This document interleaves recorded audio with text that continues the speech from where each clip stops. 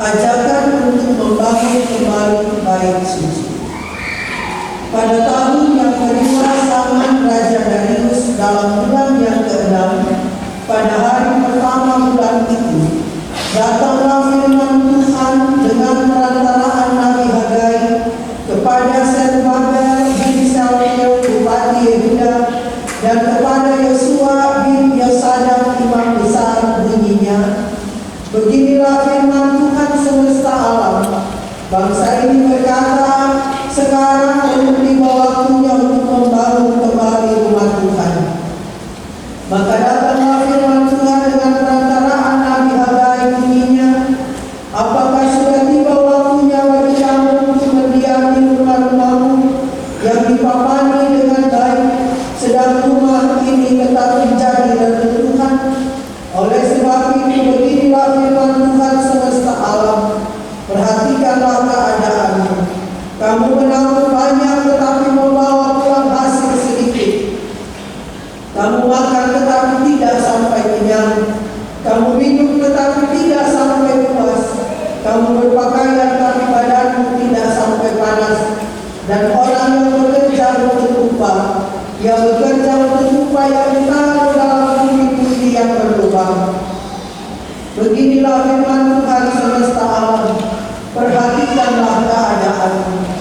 Jadi naiklah ke gunung, bawalah kayu dan bangunlah rumah itu, maka aku akan berkenan kepadanya dan akan menyatakan kemuliaanku di situ, firman Tuhan.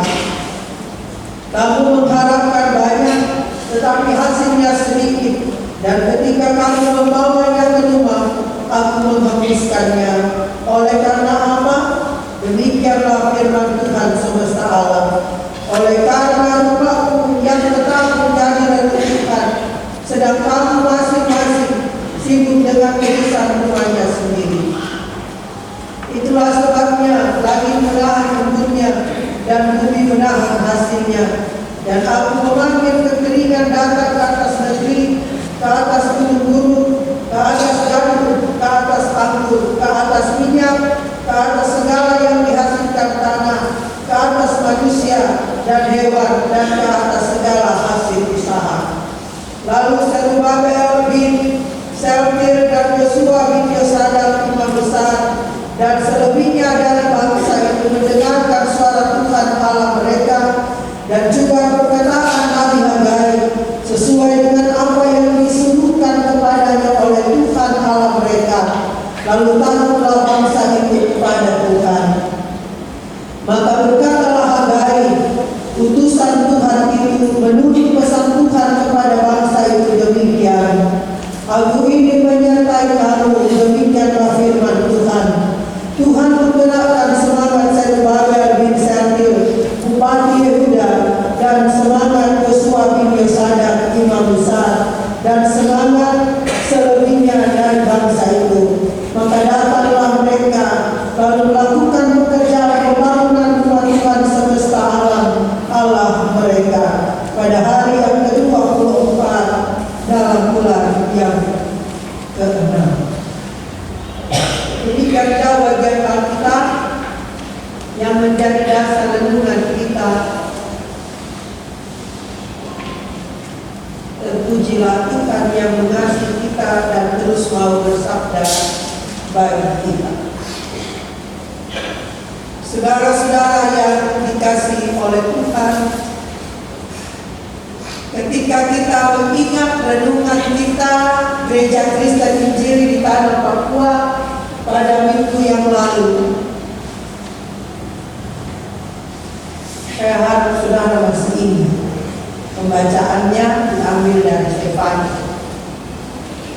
Intinya Tuhan memilih, Tuhan membaharui, Tuhan menyelamatkan. Di dalam bacaan itu ada nama yang disebut untuk yang dipilih Tuhan, yaitu sisa Israel. Dan itu menjadi kenyataan. Sisa-sisa Israel dipilih Tuhan. Lalu Tuhan membarui. Apa yang dibarui? Pertama-tama Tuhan membarui karakter. Dan karakter itu kelihatan dari kelakuan sehari-hari. Dan Tuhan menyelamatkan. Dan siapa juru selamat? Dialah Yesus Kristus.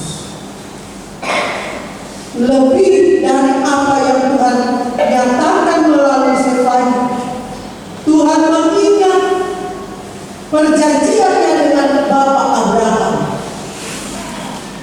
bahwa melalui Israel, yang waktu itu disebut sisa-sisa Israel, Tuhan menjangkau manusia, umat manusia yang lain dalam Yesus Kristus. Oleh karena itu saya bertanya, apakah saudara merasa yakin bahwa saudara juga adalah umat yang dijangkau, yang dipilih, yang dibarui, dan diselamatkan oleh Allah? Seharusnya setiap orang yang beriman kepada Yesus, beriman kepada Allah Bapa, dan menerima Yesus sebagai juru selamat, seharusnya merasa pasti, memiliki kepastian, saya ini dipilih, saya dibarui, saya diselamatkan oleh kasih Allah dalam Yesus Kristus, anaknya yang benar. Saya harap saudara ada di sini, atau selanjutnya dengan KTP sebagai orang Kristen, saudara harus, kita ini harusnya kita ini dipilih Tuhan. Kita dipilih Tuhan dalam kasih sayangnya yang nyata dalam Kristus. Kita juga dibarui.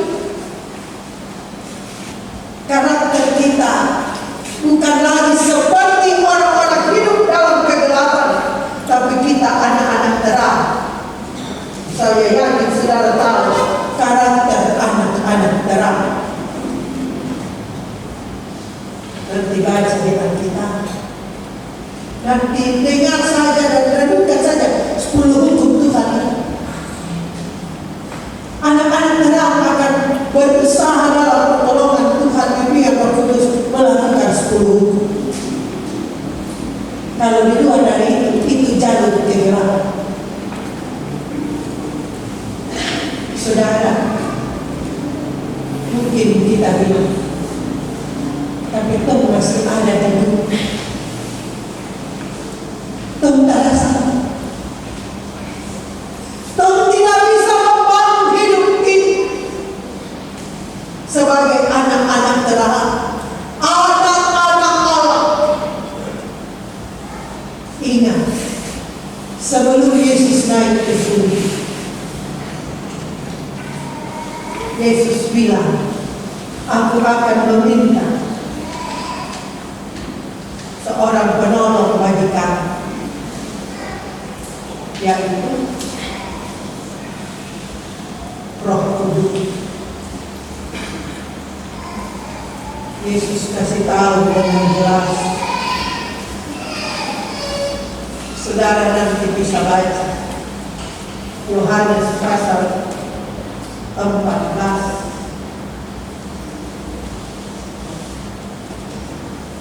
ayat 16 dan ayat 17. Saya baca untuk saudara. Aku akan minta kepada Bapa, dan Ia akan memberikan kepadamu seorang penolong yang lain, supaya Ia menyertai kamu selama-lamanya, yaitu Roh kebenaran. Dunia tidak dapat menerima Dia, sebab dunia tidak melihat Dia dan tidak mengenal Dia. Tetapi kamu mengenal Dia, sebab Ia menyertai kamu dan akan diam di dalam kamu. Ya. Kalau kita yakin kita dapat berkat dari nubuatan Nabi Sefanya, kita terhitung sebagai orang-orang yang pantas menerima berkat dari sisa Israel. Tuhan Yesus datang itu satu tujuan pertamanya itu memang menyelamatkan sisa Israel, membarui. Dari situ berkat mengalir kepada kita yang secara lahiriah kita bukan orang Israel, tetapi dalam Tuhan karya penyelamatan Allah kita terhitung sebagai yang diselamatkan. Kalau kita sudah berbangga, sukacita dengan kenyataan ini, kita tidak boleh lupa sesudah Yesus naik ke surga, kita semua yang percaya kepada Allah dalam nama Tuhan Yesus telah menerima Roh Kudus. Roh Kudus itu ada di mana? Di atas tubuh kepala? Ada cuma di gereja? Tidak. Roh Kudus itu, penolong itu, Yesus sendiri bilang, Yohanes 14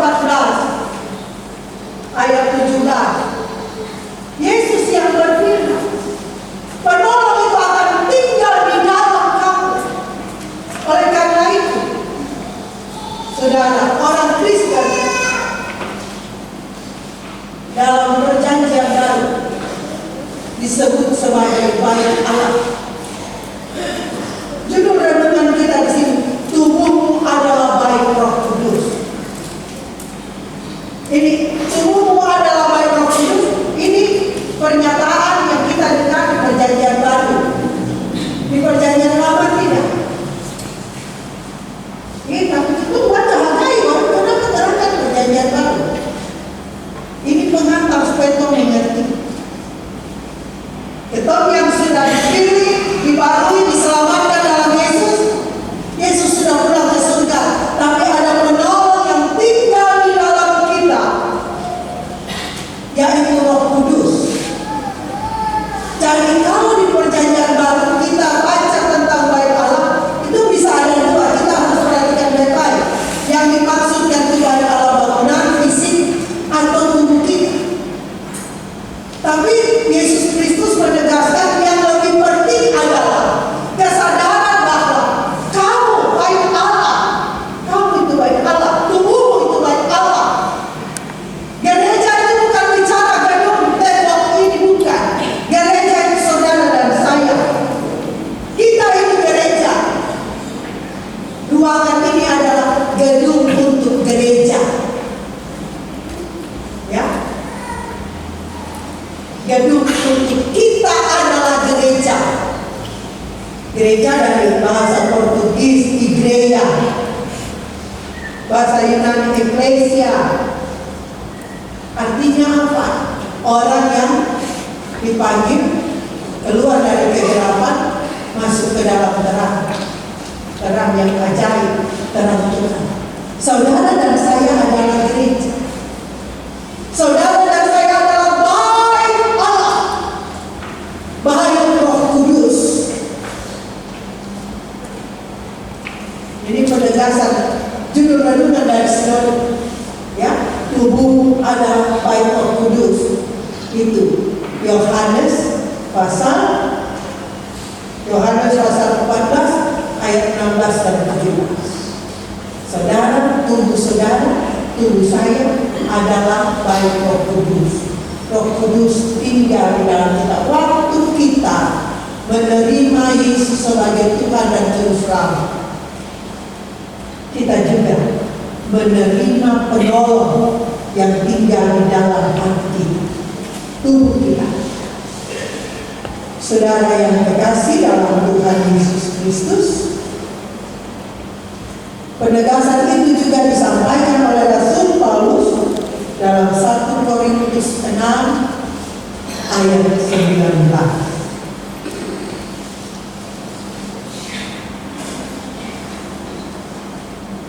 Kalau perjanjian baru bicara bait Allah, bait Roh Kudus, itu bicara tentang orang tubuh orang Kristen yang diselamatkan, dikuduskan, dibaharui oleh pengorbanan Yesus.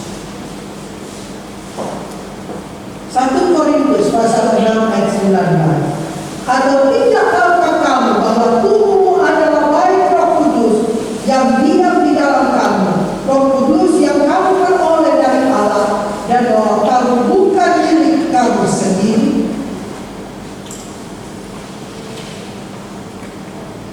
Terus apa hubungannya dengan agama? Yang saya bilang tadi, mungkin kita sadar, kita dipilih, kita dibaharui, kita diselamatkan dalam Kristus, yang harusnya kita hidup sebagai anak-anak terang. Tapi aduh, ketemu tidak bisa. Ingat, Roh Kudus ada tinggal di dalam hati.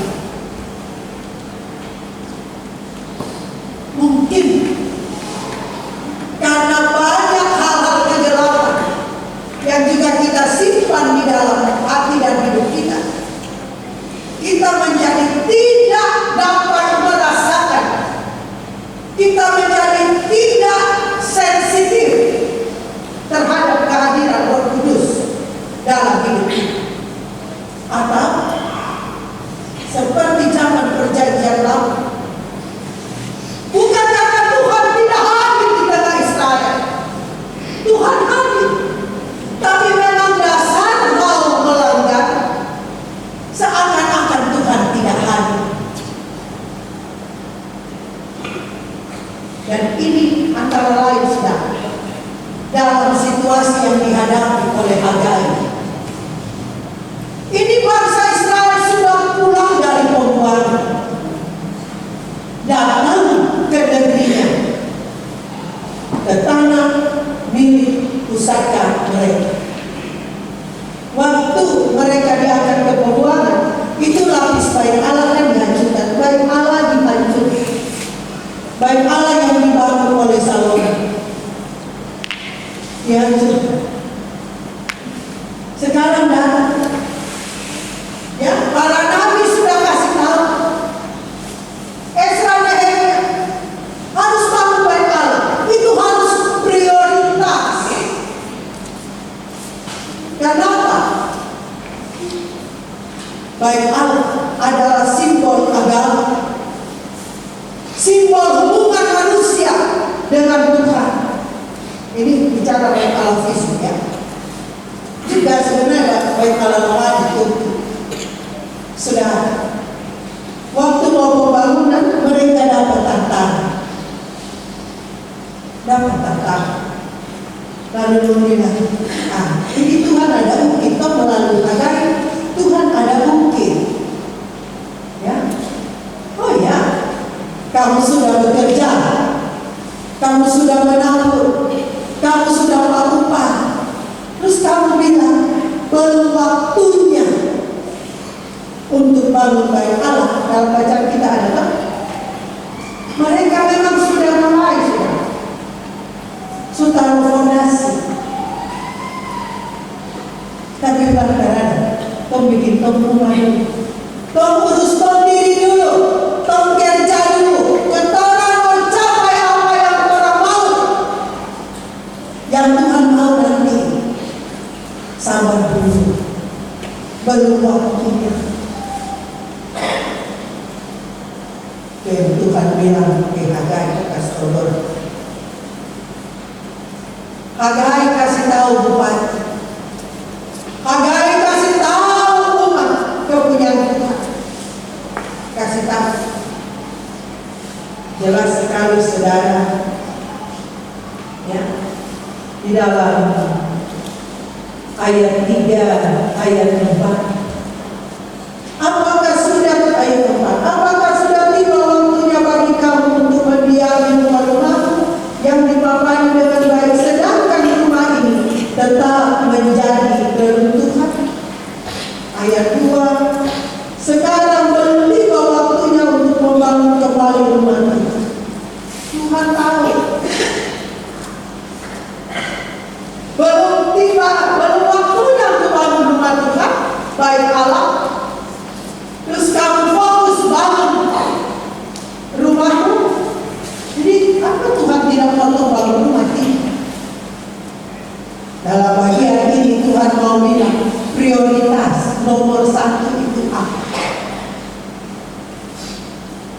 Perhatikan, Tuhan bilang, kalau tidak prioritas Tuhan, kalau tidak memprioritaskan Tuhan nomor satu, ini yang terjadi, saudara.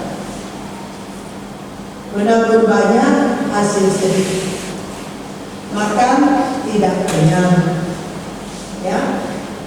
Minum tidak puas, berpakaian tapi tidak hangat. Dapat upah, tapi upah itu seperti pundi-pundi, seperti yang ditaruh di pundi-pundi berlubang. Tidak memprioritaskan Tuhan, langit menahan embun, bumi menahan hasil. Kekeringan datang atas gandum, anggur, minyak, atas segala yang dihasilkan tanah, atas manusia, hewan, dan segala hasil usaha. Itu konsekuensi, itu jelas. Yesus menegaskan dengan singkat. Ya, Yesus bilang, carilah dahulu kerajaan Allah dan kebenaran, maka semuanya akan ditambahkan kepadamu. Kalau kita merenung berarti kalau sebaliknya, kalau kita tidak mencari kerajaan Allah lebih dulu, maka segalanya bukan ditambahkan, kebalikan dari tambah adalah kurang. Itu jelas. Kalau hari-hari Tuhan sudah tahu jelas, kamu tambah banyak, hasil sedikit. Kamu makan tidak kenyang, kamu minum tidak puas, kamu pakai baju tapi tidak menghangat. Itu jelas. Jadi saudara, saya kembali ke awal. Kalau kita sudah diselamatkan dalam Kristus, dan secara tegas Yesus bilang, Yesus kembali ke surga, tapi Roh Allah tinggal di dalam kita. Maka Sinode bilang, ingat, tubuh itu baik Roh Kudus. Apa yang harus kita lakukan terhadap diri kita yang adalah baik Roh Kudus? Sinode suruh orang belajar dari nasihat yang Tuhan sampaikan melalui hari. Bangunlah, bangunlah. Artinya kalau kita mau ikut pembacaan ini, saya mau bilang kepada kita sekalian, sadar diri kita ini baik Allah, diri kita ini baik Roh Kudus, dan berdasarkan apa yang Tuhan nyatakan melalui para nabi sampai kepada karya Kristus, dan pasti sampai saat ini. Pesan dari bagian pembacaan kita satu, jangan biarkan baik Roh Kudus ini runtuh, hancur. Jangan pernah biarkan anak-anakmu, tubuhmu baik Roh Kudus, orang-orang dewasa, tua, anak kecil sama. Darahmu Tuhan menyucikanku. Ya Pak, kita sudah dibarui. Kita tidak bisa hidup serampangan, hidup suka-suka kita, tidak serius terhadap apa yang Tuhan sudah kerjakan untuk keselamatan kita. Tidak boleh. Sinode bilang tubuhmu, kasih judul renungan kita, tubuhmu adalah baik Roh Kudus. Bangun. Karena Tuhan yang fisik itu Tuhan, yang fisik saja Tuhan sudah bangun, apalagi yang kita rohani. Roh Kudus ada di dalam. Sebenarnya dalam nasihat Tuhan atau perintah Tuhan melalui Nabi Hagai, kita tahu bahwa yang Tuhan kejar itu, ya, ganti sikap Pak. Israel orang bilang, bangsa kepunyaan Allah bilang, udah ya, tong bikin tong terima dulu, tong menabur dulu, baru nanti baik Allah itu nomor sekian. Ini kan bicara hati. Masih takut Tuhan ya tidak? Masih sadar bahwa Tuhan ada? Masih sadar bahwa Tuhan Maha Kuasa? Masih sadar bahwa Tuhan masih ada ketika kita tidak ada? Dan Dia tunggu orang di penghakiman tetap. Tiada sedia tempat untuk kita di sorga.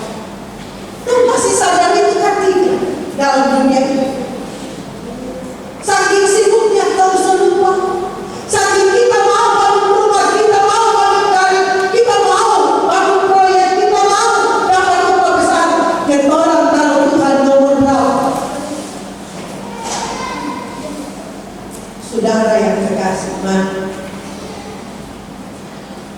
di sini dalam bacaan kita, Tuhan minta kepada umat ayat 5 dan ayat 7, perhatikanlah keadaan.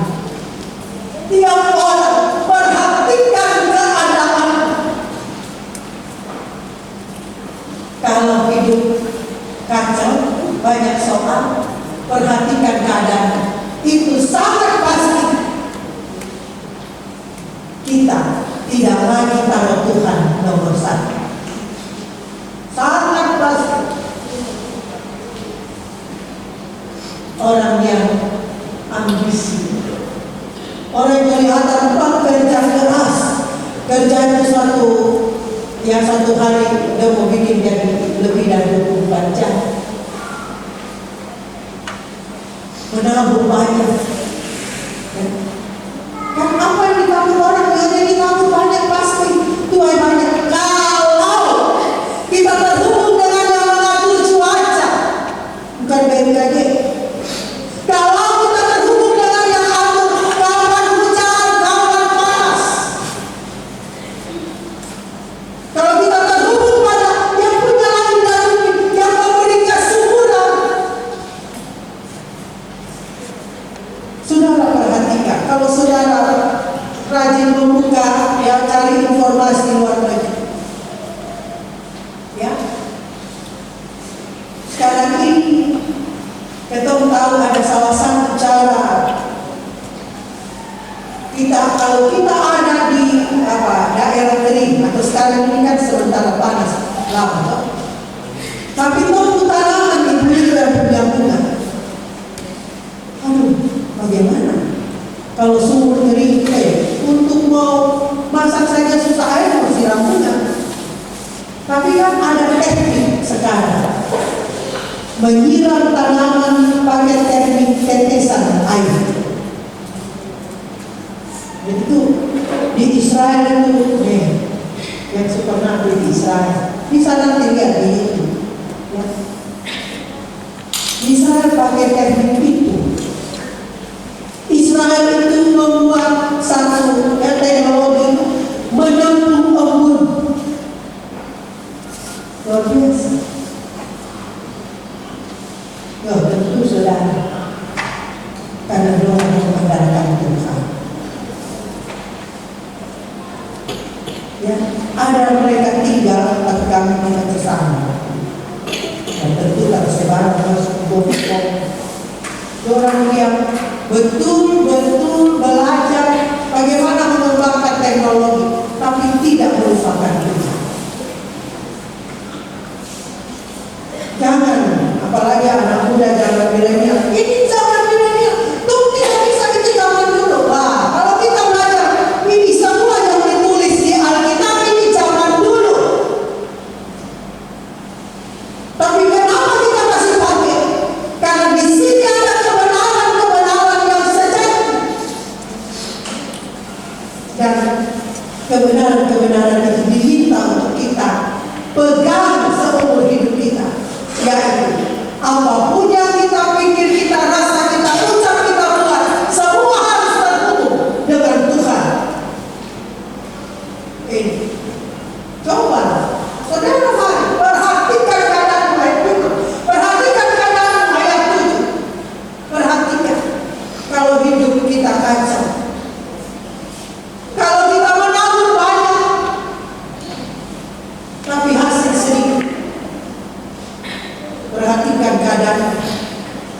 apakah Tuhan masih nomor satu? Kita semua baik, tapi kita punya anak ini. Perhatikan, apakah Tuhan nomor satu untuk Bapak dan Mama? Dia minta apa kita kasih, tidak pernah kita tolak. Kok kenapa dia jadi begitu? Perhatikan yang kita kirim untuk anak ini hasil kerja dalam takut akan Tuhan.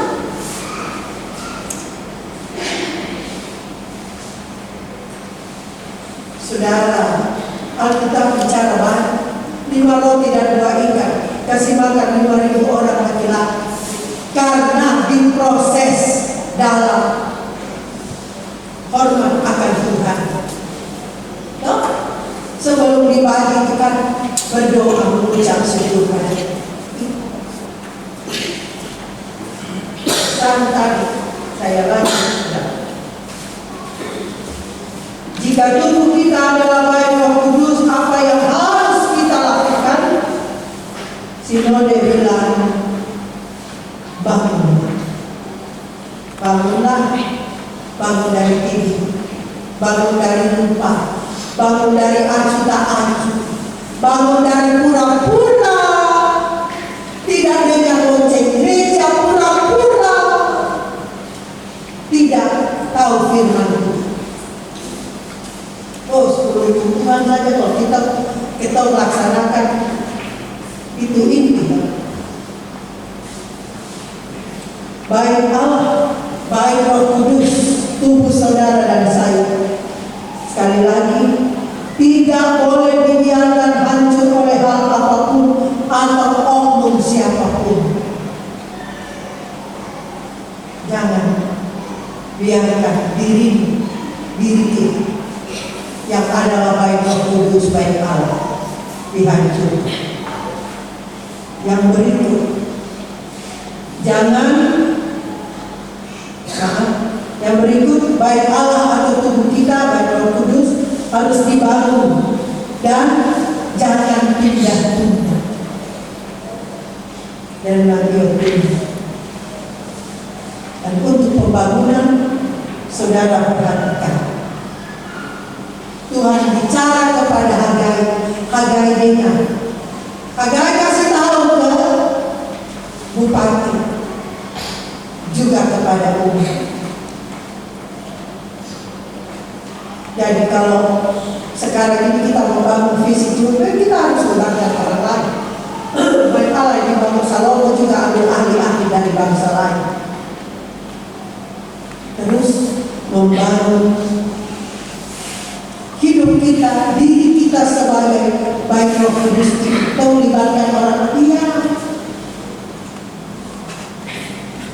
Ketika saudara baca Alkitab, saudara sudah melibatkan orang lain, para penulis,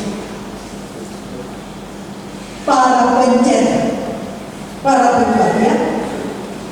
Ketika kita mau melaksanakan isi Alkitab, membangun diri kita dalam pelayanan, membangun diri kita untuk kemuliaan Allah, membangun diri kita supaya kita selalu bertemu dengan Tuhan, kita butuh orang lain. Tetapi teristimewa, semua yang terlibat dalam pembangunan bait Allah, dalam bagian bacaan kita jelas sekali, saudara, sangat jelas. Mulai ayat 12. Lalu Zerubabel bin Shealtiel dan Yosua, ini imam, saudara, ya. Jadi Hagai, kau kasih tahu ke bupati, kau kasih tahu ke imam besar, kasih tahu ke umat, ya. Dan selebihnya bangsa itu mendengarkan suara Tuhan. Ini penting, saudara, mendengarkan suara Tuhan malam mereka dan juga perkataan Nabi Hagai sesuai dengan apa yang disuruhkan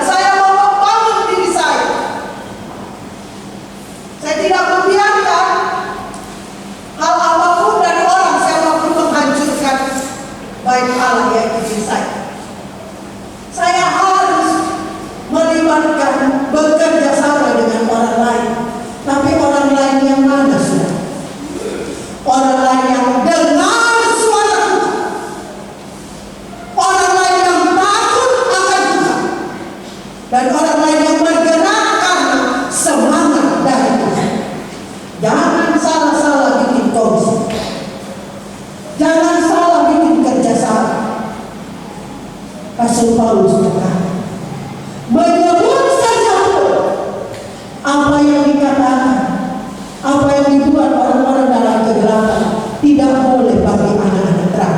Menyebut saja pun tidak boleh. Apa raya kerjasama ini? Nah, kita ada dalam pergumulan besar. Bapak Ibu mau kasih masuk anak sekolah, pasti suka sekolah yang terbaik. Nah, salah satu tanda sekolah terbaik itu guru-gurunya bagus, toh. Guru-gurunya disiplin, toh. Sistem yang dibangun, belajar mengajar ya di dalam sekolah itu bagus, keamanannya bagus. Demikian Bapak Ibu. Kita mau terus menjadi baik Allah, di mana kita bertemu Tuhan, di mana kalau orang jumpa dengan kita, orang bisa merasakan kehadiran Tuhan, orang bisa lihat Tuhan, orang bisa akui Tuhan Yesus Juru Selamat kita. Kalau kita mau bangun, kan baik Allah begitu kan? Kita masuk, kalau kita bilang ini baik Allah, kita masuk, kita pujian, penyembahan. Di sini tidak ada kesombongan, di sini tidak ada keserakahan, ya Pak. Biar mungkin ada yang baku musuh, tapi tidak bakal lain kan? Ya ini baik Allah kan, bakal lain di luar. Demikian. Kalau saudara dan saya masing-masing sadar dan menempatkan diri kita sebagai baik Roh Kudus, baik Allah, biarkan orang yang berjumpa dengan kita merasakan.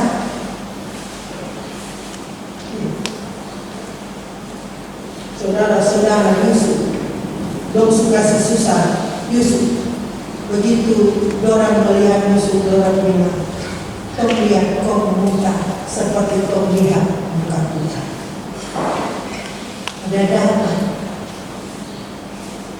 Tidak ada kesombongan, keserakahan, tidak ada kejahatan di matanya, tidak ada kelicikan di matanya. Saudara, belajar dari apa yang Tuhan ingatkan kepada umatnya melalui Nabi Hagai. Pembangunan bait Allah adalah pembangunan untuk tempat Allah berdiam, dimuliakan, berfirman. Pembangunan bait Allah harus menjadi prioritas nomor 1. Skala prioritas apa nomor 1? Bangun bait Allah. Tuhan mau bicara melalui diri kita.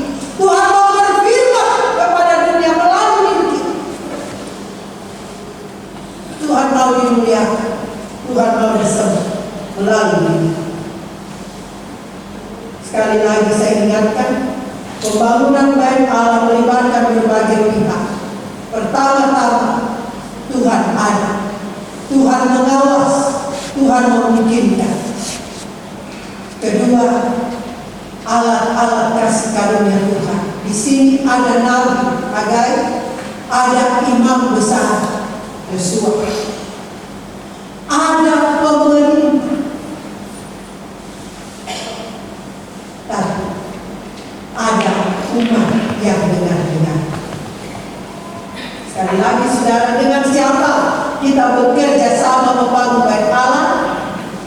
Saudara sudah tahu ada dalam bagian bacaan kita, yang mendengarkan, yang takut dan bergerak dalam semangat dari Tuhan. Kita punya tema tahun ini, ya, Tuhan menggerakkan dengan kasih. Yang kelima saya sampaikan di sini, saudara, pembangunan bait Allah akan berjalan lancar kalau sekali lagi kita mendengar, takut dan disemangati, diberikan power, diberikan daya kekuatan dari Tuhan, kan? Ya. Hati yang gembira adalah semangat yang patah mengeringkan tulang. Dari mana kau dapat semangat?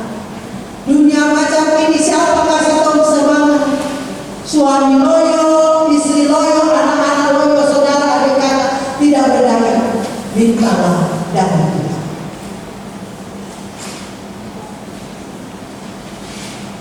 Perhatikan dengan baik. Perhatikan keadaanmu pribadi. Perhatikan dengan baik. Jika iman benar, pasti prioritas kita benar. Jika iman benar, prioritas kita benar, biarpun masalah ada banyak. Iman sebesar biji sesawi bisa kasih pindah bumi. Itu terjadi dulu sekali di Mesir sana. Itu juga dengan iman yang benar, kita pasti punya prioritas yang benar. Ketika pembangunan bait Allah tidak menjadi prioritas, maka segala usaha dan kerja manusia menjadi sia-sia. Mungkin kita mendapat hasil, tapi tidak mencapai target. Ketika pembangunan bait Allah diutamakan, berkat penyertaan Tuhan nyata bagi kita. Kalau kita memprioritaskan Tuhan, Tuhan Yesus bilang, carilah dahulu kerajaan Allah dan kebenarannya, maka semuanya akan ditambahkan kepada. Pesan Nabi Hagai kepada umat sangat jelas. Manusia tidak dapat memperkaya diri dengan mengesampingkan, melupakan atau mengorbankan Tuhan dan kebenaran. Tidak ada. Mau lari sembunyi di mana? Langit dan bumi ini milik. Siapapun yang mengesampingkan Tuhan, yang mengabaikan segala panggilan, perintah Allah,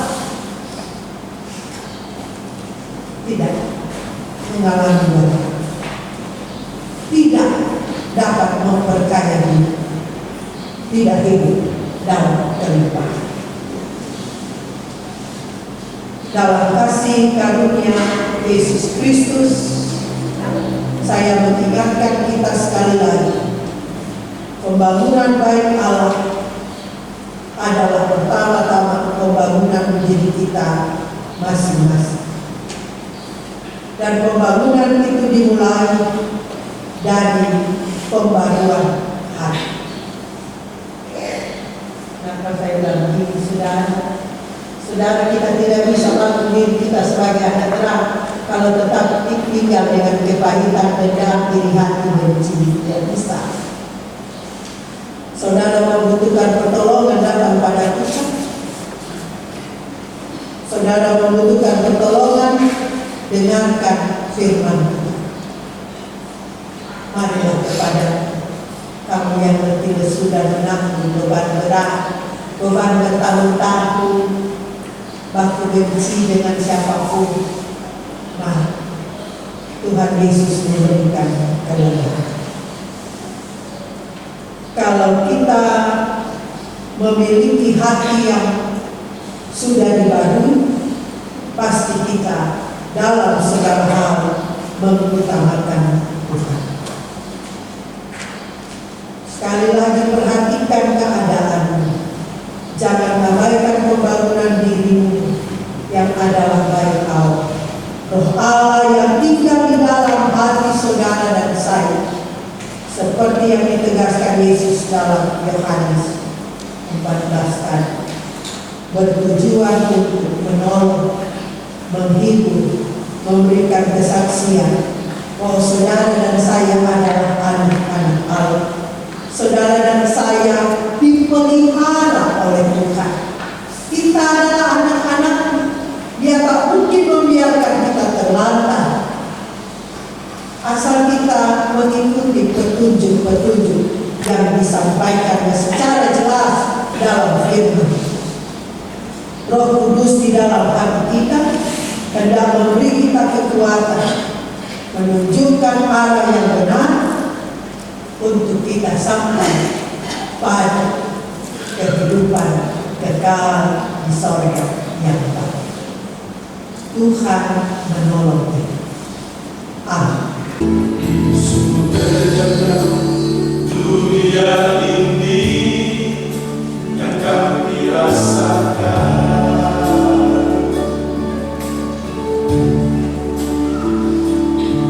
pengorbanan indah yang datang silih berganti,